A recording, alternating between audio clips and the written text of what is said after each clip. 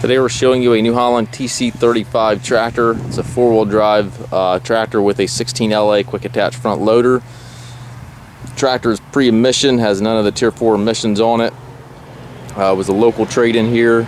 We sold the tractor about 2 years ago to the fella, and he basically used it to mow. He had the loader removed from the tractor most of the time, so it was primarily used there to mow the last couple of years. He simply wanted a smaller tractor, so he traded this back in on a smaller unit. Very sharp little tractor. It's clean. It's been well taken care of. It does have the hydrostat transmission with the 2 ranges.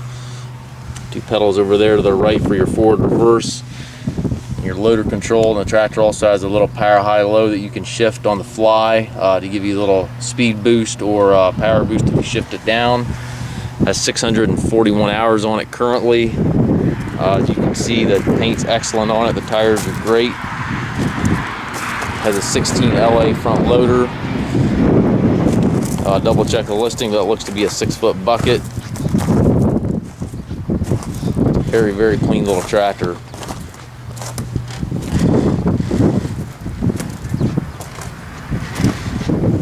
Telescopic 3-point arms back here. PTO, top link, everything's there.